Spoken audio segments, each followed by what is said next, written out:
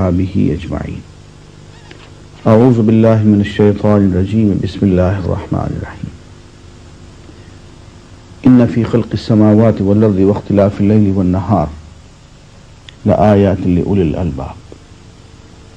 صدق اللہ العظیم. ناظرین، ہم سورہ آل عمران کے بالکل آخر میں پہنچ چکے ہیں.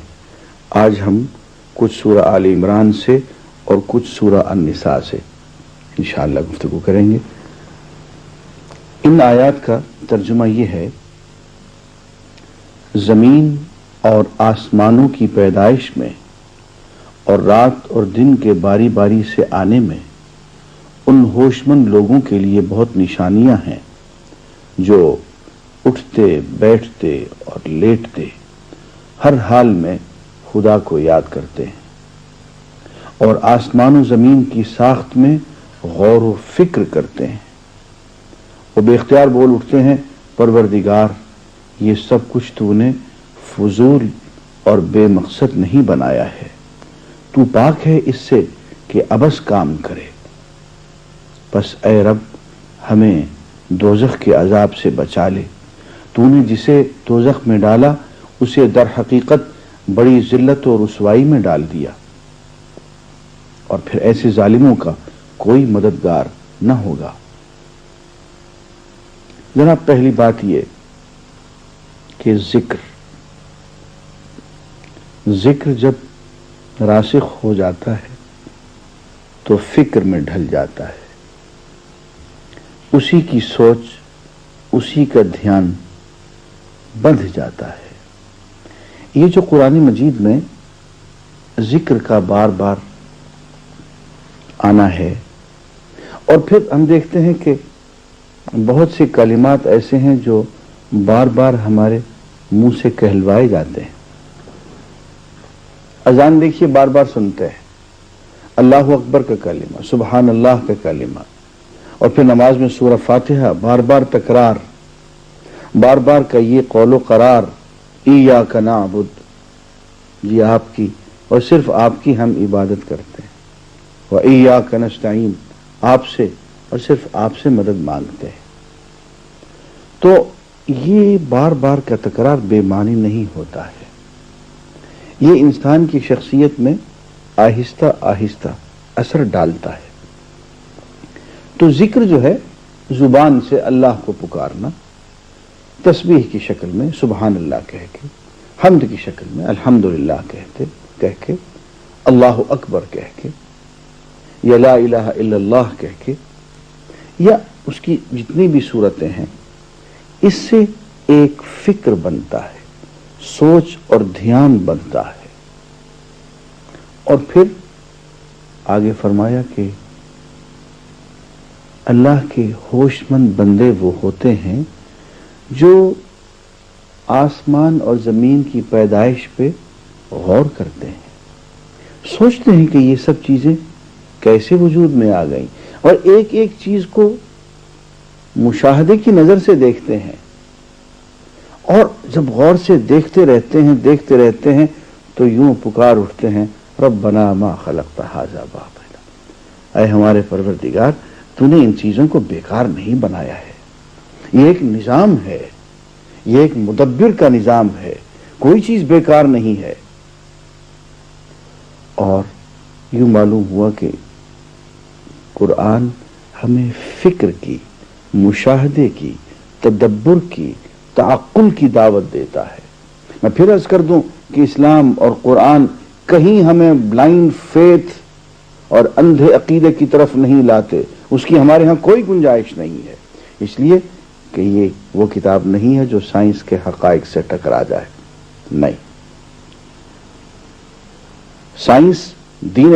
سائنس فطرت کے مطالعہ کا نام ہے، اور اسلام فطرت والے دین کا نام ہے.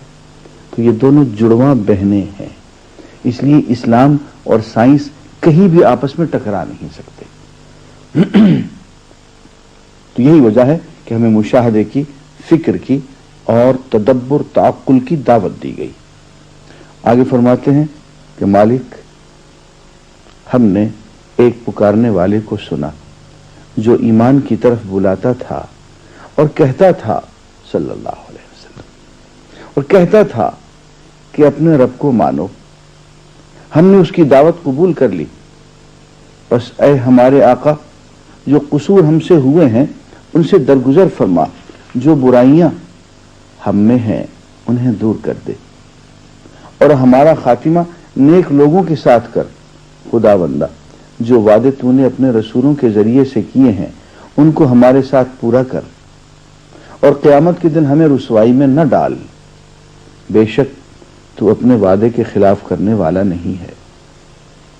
جواب میں ان کے رب نے فرمایا، میں تم میں سے کسی کا عمل ضائع کرنے والا نہیں ہوں، خواہ مرد ہو یا عورت، تم سب ایک دوسرے کے ہم جنس ہو، لہذا جن لوگوں نے میری خاطر اپنے وطن چھوڑے اور جو میری راہ میں اپنے گھروں سے نکالے گئے اور ستائے گئے اور میرے لیے لڑے اور مارے گئے، ان سب کے قصور میں معاف کر دوں گا، اور انہیں ایسے باغوں میں داخل کروں گا جن کے نیچے نہریں بہتی ہوں گی، یہ ان کی جزا ہے اللہ کے ہاں، اور بہترین جزا اللہ ہی کے پاس ہے۔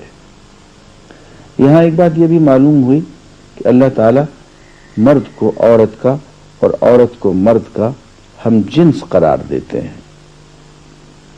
ایسا نہیں ہے کہ ہمارے ہاں یہ بحث کبھی چل نکلی ہو کہ عورت انسان بھی ہے یا نہیں، ہمارے ہاں اس بحث کی کوئی گنجائش نہیں۔ قرآن نے فیصلہ کر دیا کہ یہ دونوں ایک دوسرے کے ہم جنس ہیں، بعضکم من بعض، ایک دوسرے کے ہم جنس ہیں۔ آگے یوں فرمایا، اے نبی دنیا کے ملکوں میں خدا کے نافرمان لوگوں کی چلت پھرت تمہیں کسی دھوکے میں نہ ڈالے، یہ محض چند روزہ زندگی کا تھوڑا سا لطف ہے، پھر یہ سب جہنم میں جائیں گے جو بدترین جائے قرار ہے۔ برعکس اس کے جو لوگ اپنے رب سے ڈرتے ہوئے زندگی بسر کرتے ہیں ان کے لیے ایسے باغ ہیں جن کے نیچے نہریں بہتی ہیں، ان باغوں میں وہ ہمیشہ رہیں گے، اللہ کی طرف سے یہ سامان ضیافت ہے ان کے لیے، اور جو کچھ اللہ کے پاس ہے نیک لوگوں کے لیے وہی سب سے بہتر ہے۔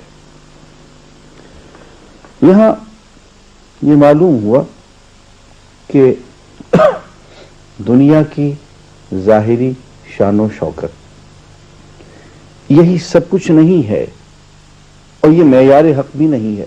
ہاں یہ درست ہے کہ غلبہ اسلام کو ہی ہے،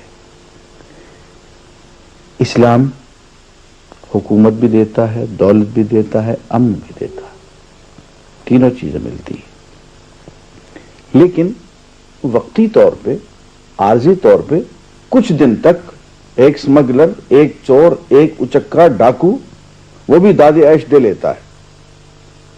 اب اگر کوئی شخص کسی سمگلر کو یا ڈاکو کو دیکھ کے سمجھ لے کہ یار زندگی گزارنے کا تو یہی طریقہ ہے، کسی ہیروئن بیچنے والے کو اور اس کے محل کو دیکھ کے یوں کہہ لے کہ یار نصیبہ ہے تو اس کا، تو یہ تو بے وقوفی کی بات ہے، اس لیے کہ اس کا نصیبہ تو اسی وقت ہے کہ جب تک کہ قانون کے ہاتھ اس تک نہیں پہنچتے، جو بھی پولیس کا شکنجہ اس کی گردن تک پہنچے گا اس کا نصیبہ وصیبہ سارا رفو چکر ہو جائے گا۔